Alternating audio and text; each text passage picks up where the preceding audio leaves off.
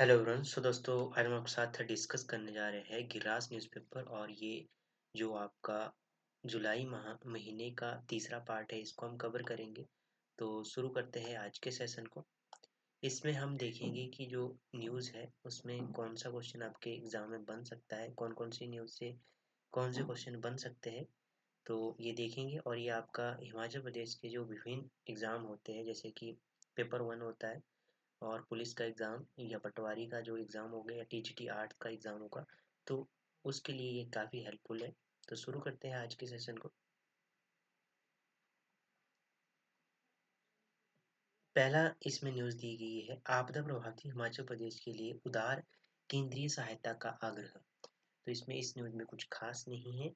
इसमें ये बताया गया है कि 3 वर्षों में प्रदेश को लगभग 21,000 करोड़ करोड़ रुपए का नुकसान हो चुका है। तो ये सीएम और गृह मंत्री के बीच में वार्तालाप हुआ। ठीक है, इसमें कुछ खास नहीं है।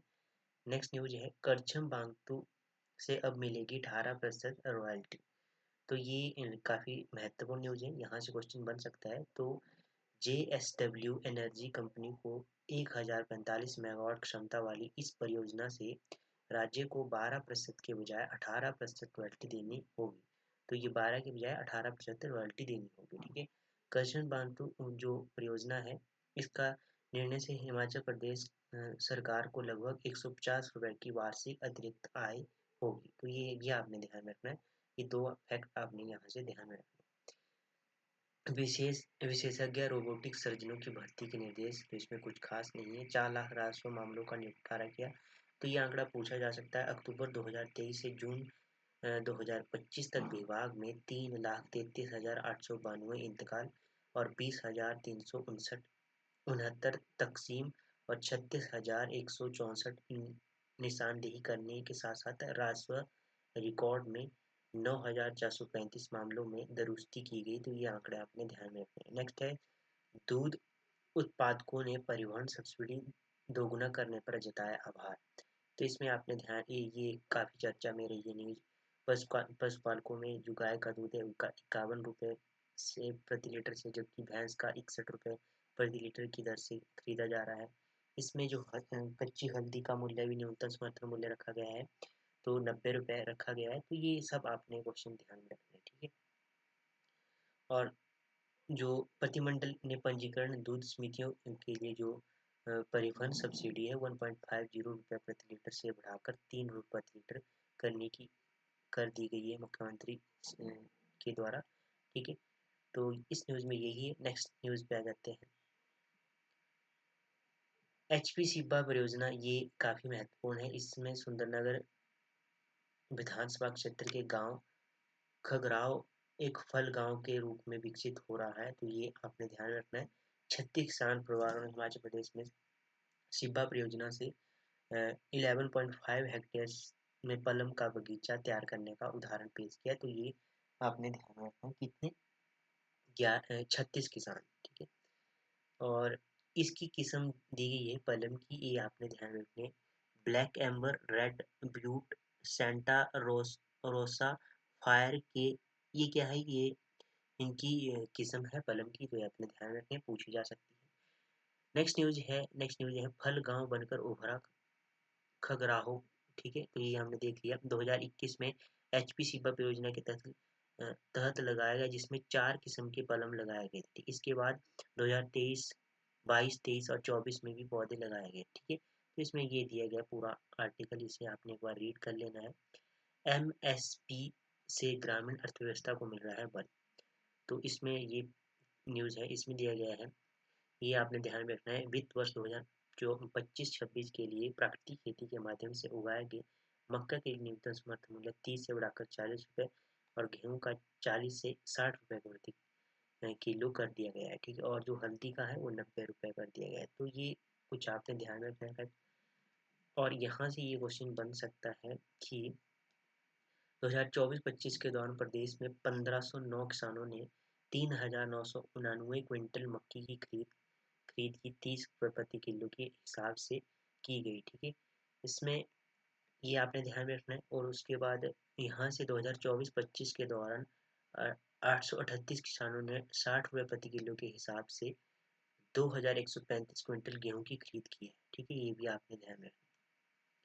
उसके बाद प्राकृतिक खेती से जुड़े 48,685 किसान। ठीक है, ये आपने ध्यान में रखना है।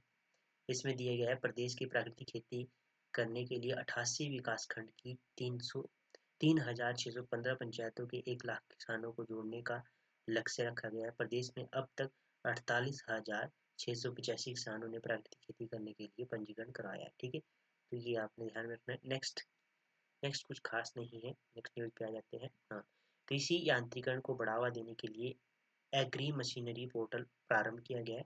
तो ये आपने ध्यान में रखना है। इसमें 18 जुलाई 2025 को दोपहर 12 बजे से सक्रिय किया गया है। ठीक है, एग्री मशीनरी जो पोर्टल है ये आरंभ किया गया है। ठीक है, यहाँ से एक क्वेश्चन बन सकता है कि एक लक्ष्य रखा गया चैनों का एक लक्ष्य रखा गया है। ठीक है, ये समस्त कैदियों के स्वास्थ्य को सुदृढ़ करने के लिए रखा गया है। नेक्स्ट है सिलारू सब्जी मंडी को किया जाएगा ऑनलाइन। ठीक है, और नेक्स्ट न्यूज पे आ जाते हैं। सहकारिता स्वर्णिम भविष्य की नींव है। तो इसमें बताया गया सहकारिता के ऊपर वर्ष 2025 के बजट स्तर की प्रमुख उपलब्धियों में से एक त्रिभुवन सहकारी विश्वविद्यालय TSU विधेयक 2025 की प्रस्तुति हुई। इसका अधिनियमित जाना किया जाना रहा। यह विधेयक लोकसभा के गत 26 मार्च को और राज्यसभा में 1 अप्रैल को पारित हुआ और 3 अप्रैल 2025 को राजपत्र अधिसूचना जारी की गई। ठीक है, इसमें भी कुछ खास नहीं है। ये त्रिभुवन सहकारी विश्वविद्यालय की बात की गई इसमें। ठीक है, यहाँ से ये ग्रामीण प्रबंधन संस्थान आनंद की बात की है। इसकी स्थापना 1979 ईस्वी में भारत में श्वेत क्रांति के जनक डॉक्टर वर्गीस कुरियन के द्वारा की गई। ठीक है, ग्रामीण क्षेत्र की आवश्यकताओं को ध्यान में रखते हुए की गई। ठीक है, उसके बाद यहाँ से हिमाचल प्रदेश जो है राष्ट्रीय स्तर पर समग्र रैंकिंग में 5वें स्थान पर है, जबकि 2021 में 21 के सर्वेक्षण में 21वें स्थान पर था। ठीक है, ये आपने ध्यान में रखना है। उसके बाद है धान की खेती के लिए उचित प्रबंधन की बात की गई है। इसमें भी कुछ खास नहीं है। अब वन लाइनर क्वेश्चनों पे आ जाते हैं। वन लाइनर क्वेश्चन काफी महत्वपूर्ण होते हैं इस सेशन में, गिरिराज न्यूज़पेपर में। ये इस चंद्रधर शर्मा गुलेरी के ऊपर एक आर्टिकल आया, ये भी आपने ध्यान में रखना है। इसे भी एक बार रीड करना है जरूर। गुलेरी निवासी रोहित नारायण के 3 बेटे हुए। तो इसमें पूरा आर्टिकल दिया गया है। इसमें मैं मेन मेन फैक्ट्स आपको बता देता हूँ। यहाँ से एक तो आपने उसने कहा था कहानी इनकी ध्यान याद रखनी है, वो पूछी जाती है एग्जाम में। ठीक है, उसके बाद जन्म आपने ध्यान में रखना है इनका। गुलेरी जी का जन्म 25 आषाढ़ संवत 1940 को हुआ और 7 जुलाई 1983 की ये रोज शनिवार था। ठीक है, यदि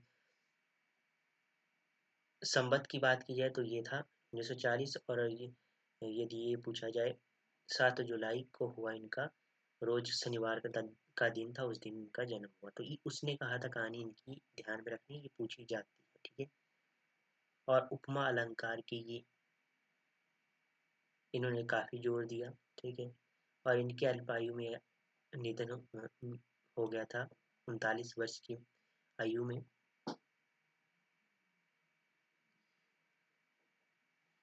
उसके बाद है पहाड़ी गांधी स्याह-पोश क्रांतिकारी बाबा कांसीराम के ऊपर आर्टिकल आया। तो इन्हें स्याह-पोश जनरल के नाम से जाना जाता है। ठीक है, और बाबा कांसीराम का जन्म माता जवाहर देवी और पिता लखनऊ के यहाँ जिला कांगड़ा डाडा सिवा में 11 जुलाई 1882 को हुआ था। ठीक है, तो ये आपने ध्यान रखना है।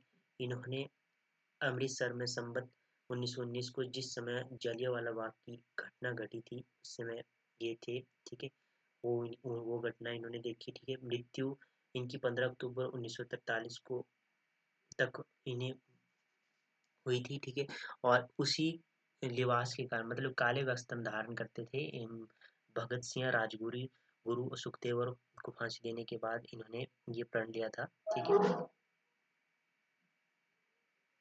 1931 में इनको फांसी हुई थी। ठीक है, ये आपने ध्यान में रखना है। सरदार भगत सिंह राजगुरु सुखदेव। ठीक है, उसके बाद ये आपने ध्यान रखना है, ये आर्टिकल एक बार जरूर रीड करना है आपने। ठीक है, स्पीति के हिक्किम में है विश्व का सबसे ऊंचा डाकघर की बात की गई। तो 15,027 फीट की ऊंचाई पर स्थित है। ये 2021 जनगणना के अनुसार 15 परिवारों में 130 लोग रहते हैं। तो ठीक है, तो ये लाहौल स्पीति स्पीति की बात की गई। भारतीय डाक विभाग ने सन 1983 में हिक्किम गांव में खोला था ये डाक घर। ठीक है, ये आपने ध्यान में रखना है। उसके बाद है भगवान शिव को समर्पित है सावन महीने के ऊपर आर्टिकल छपा है।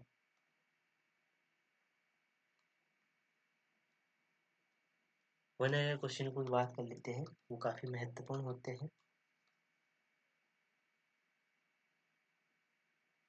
गुरु के बिना अधूरा है ज्ञान, इसमें दिया गया है, कुछ खास नहीं है।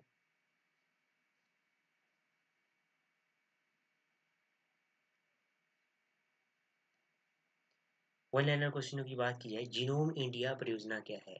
तो यह भारत की जनसंख्या की आनुवांशिक विविधता को मानचित्रित करने का एक वैज्ञानिक प्रयास है। यह वैज्ञानिकों द्वारा पेश देश भर के विभिन्न जातीय समूह के 10,000 लोगों के पूर्ण जीन अनुक्रम एकत्र कर उनका विश्लेषण है।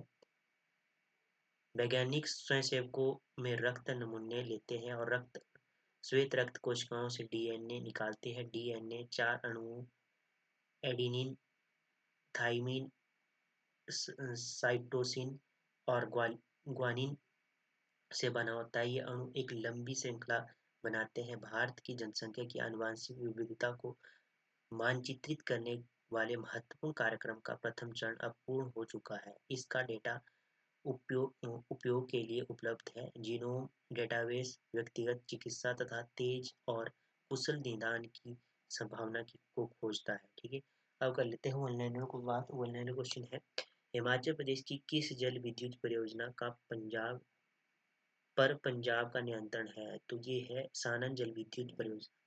Himachal Pradesh institute of public administration का नाम देश के किस पूर्व प्रधानमंत्री के नाम पर रखा गया है? तो डॉक्टर मनमोहन सिंह। प्रसिद्ध लेख और यात्री विलियम मोरक्राफ्ट ने सुकेत रियासत की यात्रा कब की थी? तो 1820 ईस्वी में। मंडी का विलय हिमाचल प्रदेश में कब हुआ? तो मंडी का 1 मई 1948 को। भारत का प्रथम बायो बैंक कहाँ स्थापित किया गया है? तो ये कहाँ पर किया गया है? Padmaja Naidu Himalayan zoological park, Darjeeling, Paschim Bengal.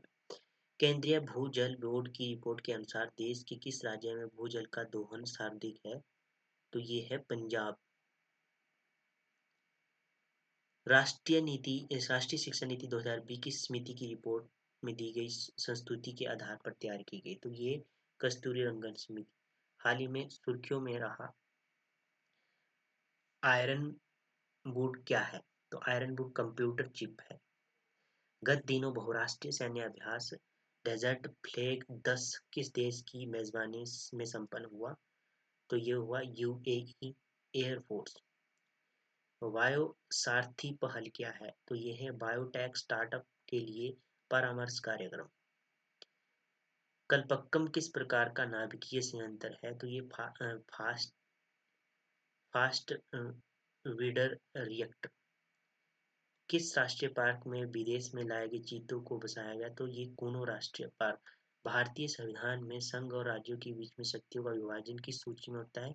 समवर्ती सूची में। वर्ष 2025 में विंबलडन टेनिस प्रतियोगिता में महिला एकल का खिताब किस खिलाड़ी ने जीता? तो ये जीता है ईगा स्विटेक, पोलैंड की है। ठीक है, तो ये हो गया 15 क्वेश्चन वन लाइनर। बाकी कुछ खास नहीं है इस न्यूज़पेपर में।